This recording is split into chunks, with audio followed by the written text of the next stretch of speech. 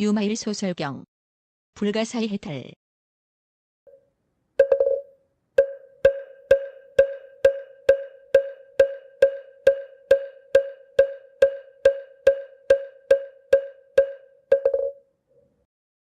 문수살이여, 보살이 이같이 도 아닌 길을 행해갈 수가 있다면 이것이야말로 불도에 통달한 것이라고 할 수 있습니다. 그때의 유마일은 문수살이에게 물었다. 무엇을 열애의 씨앗이라고 합니까? 문수살이가 답하였다.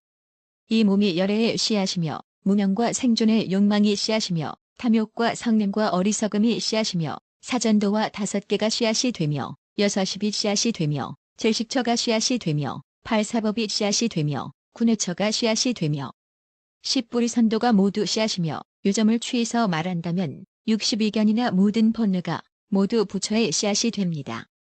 그것은 무슨 말입니까? 무의를 보고 올바른 깨달음의 경계에 든 사람은 다시 안육따라 삼맥삼보리를 구하고자 하는 마음을 일으키지 않으니, 비유하자면 마치 메마른 고원의 육지에서는 연꽃이 자라지 않지만 더럽고 습한 진흙 땅에서는 잘 자라는 것과 같습니다. 이같이 무의법을 보고 올바른 깨달음의 경계에 든 사람은 끝내 다시는 불법의 마음을 일으키지 않게 될 것이며 번뇌의 진흙 속에 있는 중생이라야 불법의 마음을 일으킬 뿐입니다.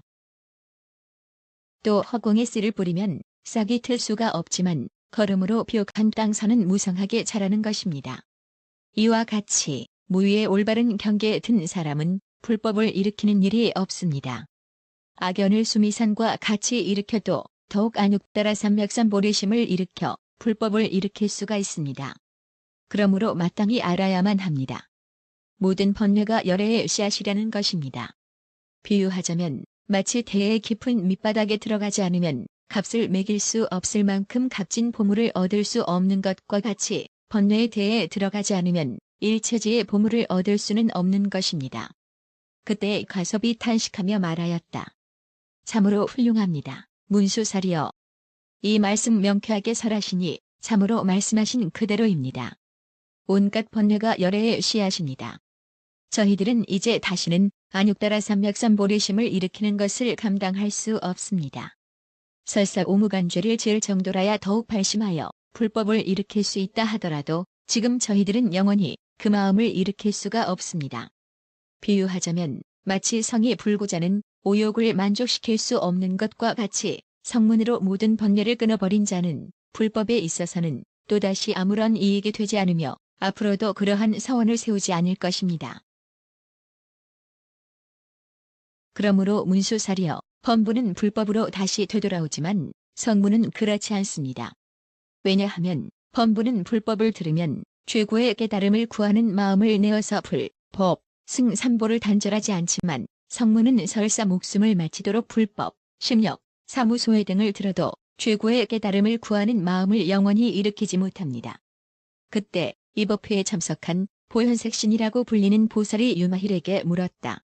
거사님, 그대의 부모와 처자, 친척, 권속, 하인, 벗, 이들은 모두 어떤 사람들이며 노비와 심부름꾼, 코끼리와 말, 수레 따위는 모두 어디에 있습니까? 이에 유마힐은 기송으로 답하였다. 바녀바라밀다는 보살의 어머니이며 방편바라밀로 아버지를 삼고 일체 중생을 이끄는 스승도 이것에 의지하지 않고는 태어나질 않네. 법의 기쁨으로 아내를 삼고 자비심으로 딸을 삼고 성실을 아들로 삼아 필경공함은 집으로 삼는다네. 여러 번뇌는 나의 제자여 뜻에 따라 다스려가고 37두 품은 선지식으로 이것들이 깨달음에 이르게 하네. 여러 바라밀다는 모두 다 도반이며 사서법은 긴열세. 노래하고 법다운 말씀을 읊조리니 이들을 음악으로 삼는다네. 바라니의 동산, 무르법의 숲, 칠가기에 청정하고 오묘한 꽃이 만발하고 해탈과 지혜의 열매가 무르익네. 8해탈은 목욕하는 연못, 삼매에 물이 가득 차 7가지 맑은 꽃들이 흐드러지게 피어 거기 목욕하는 이는 모두 번뇌가 없는 이들이라네. 5가지 신통력은 코끼리와 말로 치달리고 대승은 수레로 삼아 한마음으로 잘 몰아가며 8정도의 길을 잘 간다네. 30 이상으로 장엄하고 80종으로 모습을 잘 갖추어 참괴의 옷을 입고 깊은 마음은 꽃다발로 삼네. 7제의 보물을 재산으로 불법을 가르침을 자유로운 휴식으로 삼아 가르침대로 수행하여 깨달음으로 회항하여 중생을 이롭게 하네. 사선으로 자립하고 앉아 정명을 따라 살아가고 다문으로서 지혜를 늘려가고 스스로 깨달음을 음악으로 삼네. 담노의 법은 밥이고 해탈의 맛은 국이 되어 맑은 마음으로 목욕하고 계품으로 온몸을 향기롭게 바르네. 번뇌의 도적을 무찌르니 그 용감함은 누구도 비할 수 없어 네 가지 마군을 항복받아 승리의 깃발을 도량에 휘날리네. 생과 멸이 없는 줄을 알면서도 가르쳐주기 위하여 생사를 보여주고 온갖 국토에 남김없이 나타내니 마치 태양이 비추지 않는 곳이 없는 것 같네. 시방 3세의 무량억의 열애에게 공양을 올리면서도 그 모든 부처와 나의 몸을 분별하는 생각 전혀 없네. 모든 부처님의 나라와 중생들이 모두 공한 줄을 안다고 해도 항상 정토의 행을 닦아 모든 중생을 교화하네. 모든 중생의 모습과 소리와 몸가짐 그 모두를 두려움 모르는 보살은 일시에 남김없이 나타내 보인다네. 온갖 마군의 소행을 알아 그들을 따르는 모습을 보여서 훌륭한 방편의 지혜로서 선으로 이끌고 뜻에 따라 모두를 교화해 나타낸다네. 늙고 병들고 죽음을 나타내기도 하지만 모든 중생을 성취하고자 함이니 모든 것이 헛개비와 같음을 사무치게 알고 걸림없이 모든 걸 통달한다네. 어느 때는 겁이 다함을 보이기 위해 하늘과 땅이 모두 불타는 것을 보여주기는 하지만 모든 것이 항상 영원하다고 생각하는 이들에게 무상함을 환하게 알게 하고자 하는 것이네. 무수하게 중생이 함께 와서 보살을 정한다면 일시에 그들의 집에 다가가 불도로 나아가도록 교화한다네. 경전이든 주술서이든지 온갖 기술에 관련된 책이든지 남김없이 통달하여 중생들을 널리 이익되게 베푸시네. 세간의 온갖 도를 닦아 그 모든 길에서 출가하여 이로써 사람의 미혹을 풀어주고 사견에 떨어지지 않게 하네. 어느 때는 해, 달, 하늘이 되고 그리고 범천과 세계의 주인이 되고 혹은 흙이 되고 물이 되며 혹은 바람이 되고 불이 된다네. 질병의 소국 동안에는 온갖 약초가 되어 이것을 복용한 자는 온갖 독과 병을 없애준다네. 기근의 소국 동안에 몸을 바쳐 음식이 되어 먼저 그들의 굶주림과 목마름을 가시게 한 다음 가르침을 설하여 교화한다네. 전쟁의 소국 동안에 그를 위하여 자비심을 일으켜 저 모든 중생을 교화하여 싸움이 없는 땅에 살도록 한다네. 만약 커다란 싸움터가 있다면 병력을 고르게 나누고 나서 보살은 위세를 나타내 항복받아 화평하고 편안하게 한다네. 모든 국토 안에 있는 온갖 지옥까지도 서슴없이 찾아가 그곳에 이르러 힘써 그곳의 고뇌를 구제한다네. 모든 국토 안에서 모든 축생들이 서로 물고 뜯으면 보살은 그곳에 태어나 그들 모두에게 이익을 주네.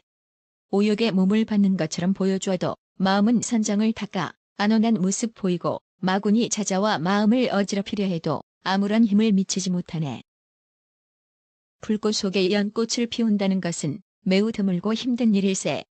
욕정이 있으면서 선을 닦는 것도 이같이 매우 드물고 힘든 일이네. 어느 때는 음탕한 여인이 되어 온갖 호색한을 유인에다가 욕정의 갈고리로 끌어들여서 다음에 불도에 들게 한다네. 어느 때는 마을의 읍장이 되고 혹은 상인을 이끌며 국사와 대신이 되어 중생을 복되고 이롭게 하네. 모든 빈궁한 자에게는 무진장한 곳간이 되어서 그들에게 베풀고 이끌어 깨달음을 구하는 마음을 내게 하네. 모든 빈궁한 자에게는 무진장한 곳간이 되어서 그들에게 베풀고 이끌어 깨달음을 구하는 마음을 내게 하네. 공포와 두려움에 떠는 무리가 있으면 그들 앞에 나타나 위로하고 안심시켜서 두려움이 없는 마음을 베풀어주고 마침내 도심을 일으키게 한다네. 어느 때는 음욕을 떠나 5가지 신통력을 가진 선인이 되어 모든 중생을 이끌어 계율과 인욕과 자비로움에 머물게 하네. 공양을 구하는 자를 보면 그를 위하여 종이나 심부름꾼이 되고 그 마음을 기쁘게 하여 도심을 일으키도록 한다네. 사람이 구하는 것에 따라서 어깨에 불도에 이끌어들이고 뛰어난 방편의 힘으로 모든 것을 풍족히 마련해 준다네. 이와 같이 돈은 무량하여서 행하는 것도 끝이 없으며 지혜는 또한 끝없이 무한하여서 무수한 중생을 해탈케 한다네. 가령 일체의 부처가 무량억겁에 걸쳐 그 공덕을 찬탄한다 해도 결코 다 할 수 없다네. 그 어느 누가 이 같은 법을 들은 자라면 깨달음을 구하는 마음을 일으키지 않으랴. 다만 저 어리석고 무지한 사람을 제외하고서 9. 입부리 법문품. 그때 유마일은 수많은 보살들에게 말하였다.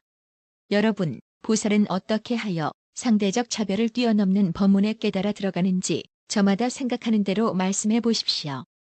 모임 가운데 법자제라고 하는 보살이 있어서 그가 말하였다. 여러분, 생과 멸을 서로 대립하는 것이라 하지만 존재하는 것은 본래 생하는 것이 아니므로 여기에 멸하는 일도 없습니다. 이같이 무생법인을 얻는 것을 곧 입부리 법문이라고 합니다. 덕수보살이 말하였다. 아와 아소를 서로 대립하는 둘이라고 하나 아가 있음으로 해서 아소가 있는 것이요 만약 아가 없으면 아소도 없을 것입니다. 이것을 입부리 법문이라고 합니다. 불순보살이 말하였다. 느낌을 받아들이는 것과 느낌을 받아들이지 않는 것을 서로 대립하는 둘이라고 합니다.